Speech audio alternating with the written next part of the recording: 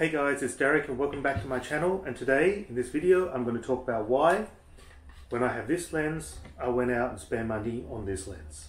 So when I first started my professional photography business, I was using a Canon DSLR, specifically the Canon 5D Mark III, and as part of the wedding and portrait stuff I bought this 70-200 f2.8 image stabilized lens. The reason I did this was this has a longer focal length, so it's ideal for compressing the depth of field, and it's great for portraits, and it's also specifically for when there was a situation that would arise where I would not be able to get that close to the bride and groom. So, you know, if you're at the back of the church at a distance, or when you just want to take really nice portraits with really good bokeh, this was a great lens. And I was also using this lens to take pictures of my daughter's netball games, and it worked out really well. About 1.5 years, 2 years ago, I switched over to the Sony mirrorless camera system, and the only way I didn't want to buy all these new lenses to start with. I couldn't afford it, so the only way I could do that was, it's on here on the 24-105, but I was using these Metabones adapters. And these Metabones adapters have all the capabilities, so you can control aperture, it has autofocus, and when you put that onto the 70-200, you're able to adapt it onto my Sony a7R II body, which is sitting here at the moment. Just taken the 85 1.4 off, and when you adapt it, you can use this on the a7R II, and you are able to get most of the functionality of the native Sony zoom lenses. But to be honest, over the last couple of weddings I've had a few issues, and mostly they centered around focusing. So iFocus doesn't work very well with this lens on the Sony body when it's adapted. I also had trouble with some focusing issues in my last 2 weddings. The second last one, I was kind of up on the top of the staircase shooting down from a balcony during the ceremony, and that was as close as I could get to the bride and groom, and I had trouble focusing with this lens from a distance, so I wasn't able to pick out the bride and groom, and that was a little bit hairy. And what was even worse was in the last wedding, I was at the back of quite a dark church. The bride and groom were at the front, but there was a big sort of triangular stained glass window directly behind them. So the light was streaming in, they were backlit, and I couldn't get focus at all with this lens.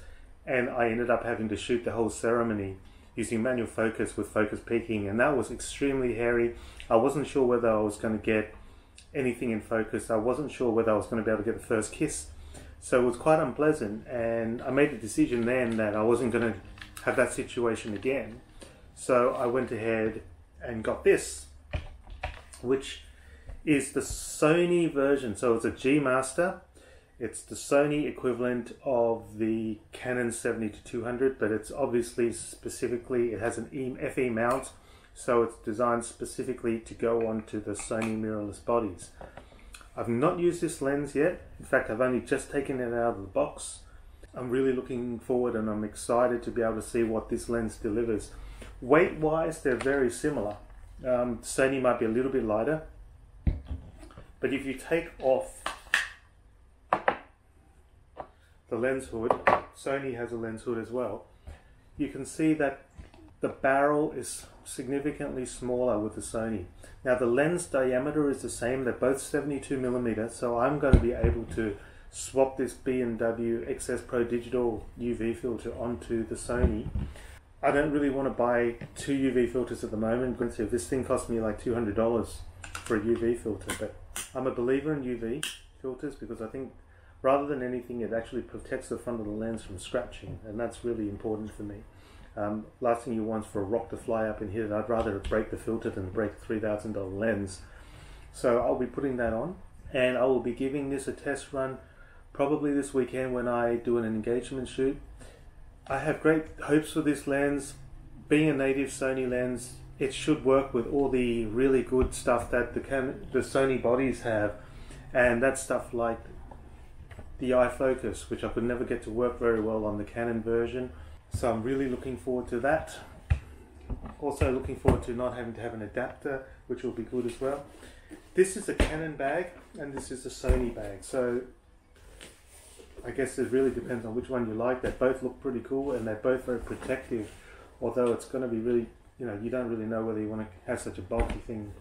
I think it's more of a storage thing rather than a bring out with you and take photos with the type of case. But anyway, it's good to have. This is the original box that it came in, which doesn't seem to, oh yeah, it does include some instructions. I don't normally read the instructions, but I just need to find out exactly what these buttons do. So I'll look into that. The settings here are very similar. There's AF and manual focus. There's a sort of a length limiter, the focus distance limiter. So it's either 4 or 3 meters to infinity. There's the IS, which is on and off, and there's also the modes depending on whether you're panning and stuff like that. Very similar to the Canon one. In fact, I think it's pretty much almost exactly the same. There is a tripod mount, and I'm thinking that by turning one of these screws, don't know which one, that you're going to be able to both remove the tripod mount and also turn it for whether you're using landscape or portrait. So again, I think I need to read the manual. No, there you go, and it can twist around. So it turns just very much like the Canon one, and it locks by screwing that tight. So as I said, I'm very much looking forward to testing out this lens on the weekend, and I'll let you guys know how it goes. The recommended retail price of this lens is probably, I don't remember, it's about 3,000 something. I'll put the exact price on this video, but yeah, I'll let you know how it goes. So thank you for watching this video.